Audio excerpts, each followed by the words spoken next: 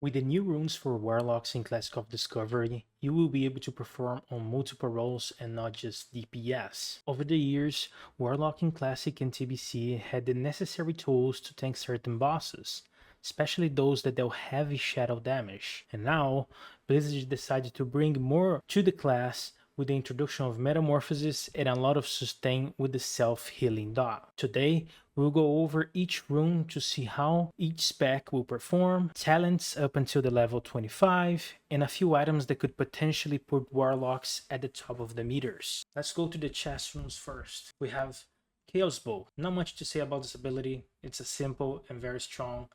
You guys will understand later why the fire build could potentially be one of the best early game. Up next we have Demonic Tactics, simple, and it looks very strong during leveling. Now we have Lake of Fire, one of the most exciting abilities, has such a potential AoE tool during early game, allows you to pump on every pull. Now we have Master Channeler, with Siphon Life only available at level 30, having access to the self-healing dot tool in Classic is really strong, especially during leveling, where the downtime will be minimal with the combination of Master Channeling and Life Tap. The last chest rune here, Soul Siphon, interesting rune here for PvP. With 3 available dots, Warlock has at level 30. Those drain lives are going to be insane later in the game. Jump into the glove runes now.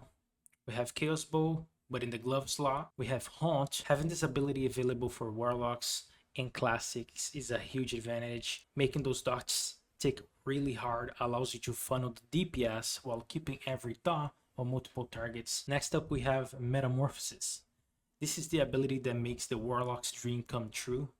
The armor boost, the crit reduced, and the threat amplify is what allows you to have all the mobs targeting you while cleaving and spamming Searing Pain on single target to pump those trap meters. On the last glove rune we have Shadow Bow Volley, a pretty simple and straightforward, and it makes Shadow Bow just a fun button to press. Lag runes next, we have Demonic Grace, an ability that works offensively and defensively. We take those any day. Now we have Demonic Pact. This is the ability that made Warlock's Demonology a must-have class in Wrath of the Lich King.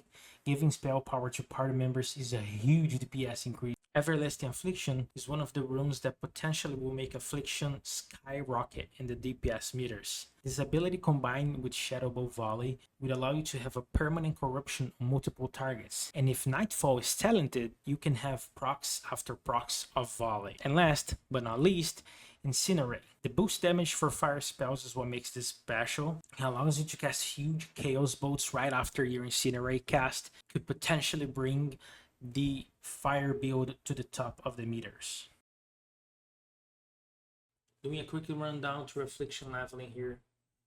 5 points in corruption, 2 points in life tap, 5 points in drain life, 3 points in more agony damage, and 1 point for nightfall are the best.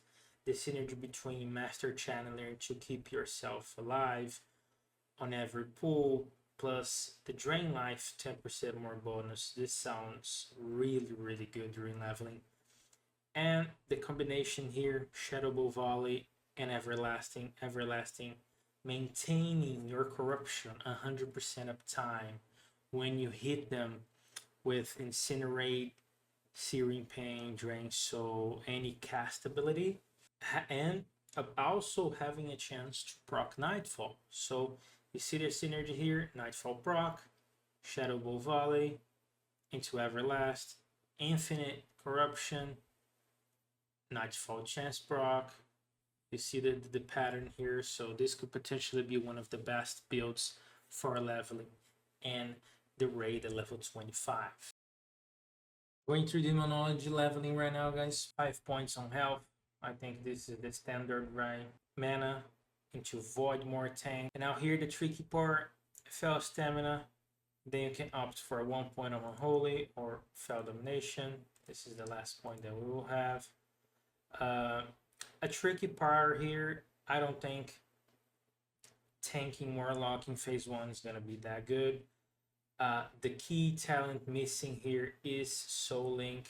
That shared damage between you and your pet are huge. The mitigation that this talent brings is insane.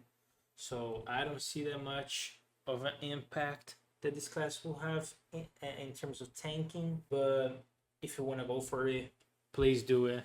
Have fun. About the leveling, I think Master Channeler is a good option, but if you're putting all these talents into your path, right, they are buffed, correct? So you might as well go for Demonic Tactics to make them even stronger. Metamorphosis just for the fun of it. If you want to go for Chaos Bow, yes. Shadow Bow Volley. I would put Demon Metamorphosis just for the fun of this pack. Demonic Grace, another tank one if you're going solo leveling.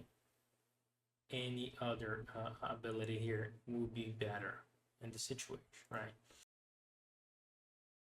Now, going through destruction leveling build, I opt for the 5 points on go Shadow Bow into Bane to reduce the cast, into those huge crits from Devastation, and the last point, if you want, you can go for Destructive Reach. If you want to Shadow Burn, 1 point on Suppression, it's not that bad. Or you're going for Cataclysm until you get the point for Ruin. It's up to you. This is more like a dungeon AoE damage. You see here that I added Lake of Fire. So those Rain of Fires have huge impact on your damage. More Shadow Bow Volley, of course, and Demonic Pact to give your entire group spell damage or healing damage. If you are opting to solo leveling the world, maybe you would change a few talents here. If you want to go for Incinerate, solo build, a Chaos Bow to single nuke those targets or rares, whatever you find in the world. And here you could go again, Master Channeling or Demonic Tactics to have a clean and safe run. I personally, Master Channeler, never having downtime, in my opinion, is the best way to level. And this was everything for a Warlock overview. Thanks everyone for watching, and I'll see you guys in the next one.